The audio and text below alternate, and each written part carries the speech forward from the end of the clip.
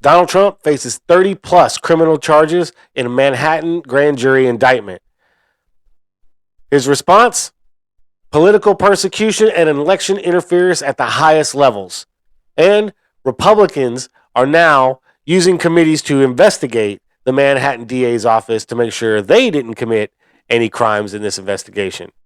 We're going to talk about all of that and more. I'm your host, Hyde. This is Hide and Seek Media. Hello, all you beautiful and amazing people. Thank you for tuning in. Welcome to the show. If you're new to the channel and you like what you see, smash that like button and hit that subscribe button and the notification bell so you get notified anytime I drop a new video. I want to jump into this first story right here from the Daily Wire. Trump faces 30 plus criminal charges in Manhattan grand jury indictment. Former President Donald Trump is reportedly facing more than 30 criminal charges in a Manhattan grand jury's sealed indictment. CNN reported that sources familiar with the matter have informed the network that Trump faces more than 30 counts related to business fraud. The report said that the former president was caught off guard by the indictment, according to sources around him. That would match public statements that Trump has made in recent days. The former president is now the first former president in U.S. history to ever face criminal charges. And I want to take a pause right there, right? Because this isn't the only first that Donald Trump has had when it comes to these sorts of things as a president, right? Let's not forget that Donald Trump was the first president to face 2 impeachments and beat them both. Let's not forget that, right? That might carry some weight when it comes to this bullshit charge, right? They go on to report, this evening we contacted Trump's attorney to coordinate his surrender to the Manhattan DA's office for arraignment on a Supreme Court indictment which remains under seal, Manhattan District Attorney Alvin Bragg's office said in a statement. Guidance will be provided when the arraignment date is selected. Florida Governor Ron DeSantis released a statement condemning the indictment and saying Florida will not assist in any extradition request given the questionable circumstances at issue with the Soros-backed Manhattan prosecutor and his political agenda. And I want to take another quick pause right here because Florida Governor Ron DeSantis put out this statement because it's part of his political agenda.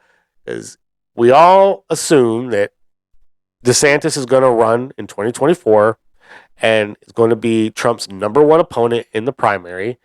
And this is his way of trying to pull any of those, wayward Republican supporters that don't know which way they're going to go yet. Like, oh, look, DeSantis is condemning what's happening to Trump.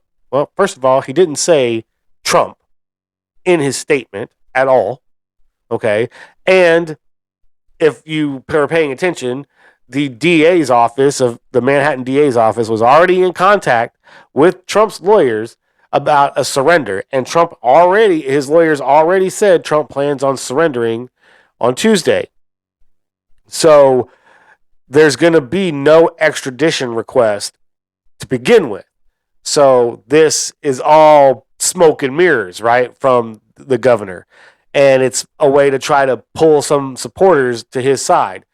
And most of us see right through this crap, right? Like, most of us just are going to put the pedal down and drive right through that smoke and onto the other side because we all know that's horseshit. So this goes on to say the lead prosecutors in the case met with the grand jury on Thursday and read them the criminal statutes before they voted. A few hours later, the prosecutors walked into the court clerk's office and began filing the indictment. The news comes as the Wall Street Journal reported that District Attorney Alvin Bragg's office has started examining an alleged $150,000 payment to former Playboy model Karen McDougal. Now, I want to pause right there because I thought that this was all about a $130,000 payment to Stormy Daniels. Like, I don't understand what a $150,000 payment to Playboy model Karen McDougal, especially if this happened before Donald Trump was president.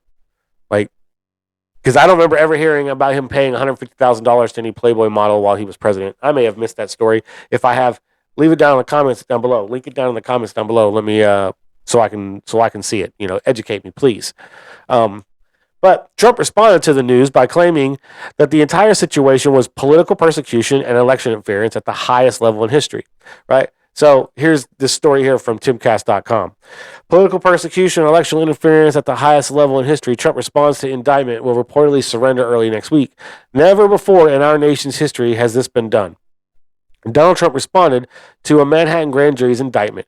Early Thursday evening, a Manhattan grand jury voted to indict former president regarding an alleged statement made with an alleged settlement made with adult film actress Stormy Daniels during the former president's 2016 campaign, according to 5 people with knowledge of the matter per the New York Times. All right, so Timcast is reporting that this is about a payment for Stormy Daniels that the New York Times is reporting. But here we have the Wall Street Journal reporting that it's about Karen McDougal and a $150,000 fine, and this is being reported by the Daily Wire. So, do we have 2 different payments that are being looked into, and that's why there's so many charges? And was one of these payments, or both of these payments actually, made before Donald Trump was actually president? The Stormy Daniels payment was made by Michael Cohen. He was found guilty of, I believe, lying to the FBI or perjury or something, and that's what he ended up going to jail for. But his lawyer came out and said Michael Cohen was the one who made that payment to Stormy Daniels out of his own money, and that he was never reimbursed by Donald Trump for that. So I'm kind of confused as to which payment they're talking about. And if Donald Trump wasn't president when he made these payments, who cares? Like, who cares? I don't care. And if I remember correctly, wasn't there a president by the name of, what was his name? Bill Clinton, right? Didn't Bill Clinton make a payment to somebody? Somebody in the comments, what's her name? Paula Jones, right? Paula Jones. Didn't the Clintons make a payment to Paula Jones like $800,000, right? To not talk about what the president did to her while she worked with him as governor in Arkansas or some shit like that, right? So why are we even talking about payments made to,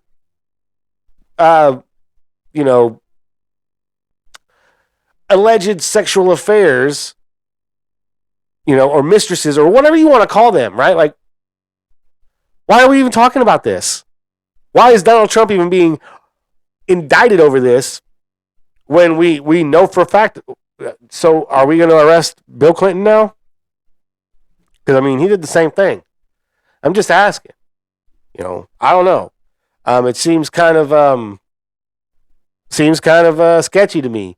But this is what I like to see, though. Another story from Timcast is Kevin McCarthy directs U.S. House to investigate Manhattan DA who indicted Trump. Committees will explore whether federal funds were used to further the indictment of Trump, which many see as politically motivated. So basically, what Kevin McCarthy is doing is, he's playing the role of speaker very well. I have to give him that.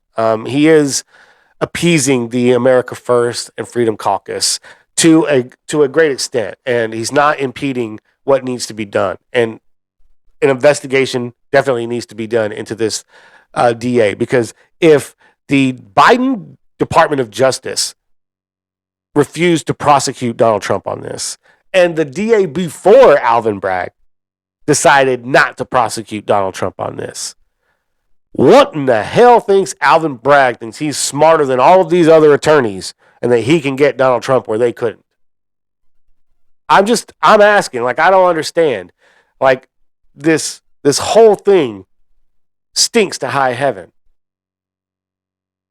But for those of us who are paying attention, we understand that this is just another way for them to try to stop Donald Trump.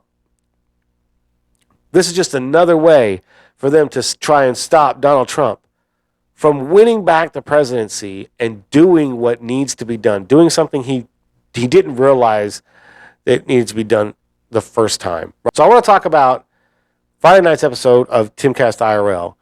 Don Jr. calls into the show and talks and answers questions for about an hour, which was fantastic.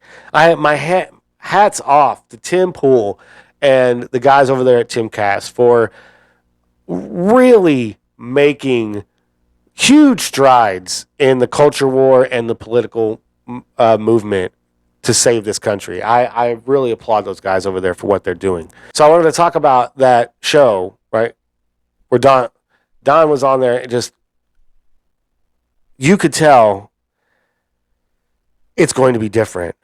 So when Don was on Timcast IRL on Friday night, you could tell by his answers from the questions that if Donald Trump wins in 2024, it is going to be severely different than in 2016. Okay? They understand now you can't trust these bureaucrats, right? And you have to know where these people lie as far as their political motivations and whether they actually believe in saving this country or not, and believe in their oath. Because, and that's something that Don Jr. said they didn't realize until it was too late, that some of these people, that their agenda came before the country's agenda, and that's not going to happen this next time. They're going to make sure that they do away with all bureaucrats, and revitalize Washington, D.C. with new people, new ideas, and hopefully, as long as they're not radical leftist or crazy ass right wingers, you don't need people on extremes of both on either side. So it's going to be interesting to see how they replenish those bureaucrats when they fire them, right? That's going to be the key, is who we put in place of those people. So I wanted to talk about that show in particular because Don's answers were so candid, and you could tell that guy is salt of the earth, right? Like, he may have come from money, but he gets it, right? He gets how America feels.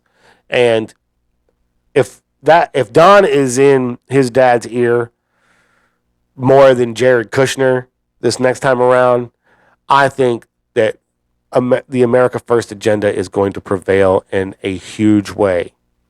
Now, it's up to you and me to make sure that we're pushing this stuff out there and making sure that we're heard, and making sure that the America First agenda is heard and pushed forward, right? Because this is it. 2024 is the litmus test.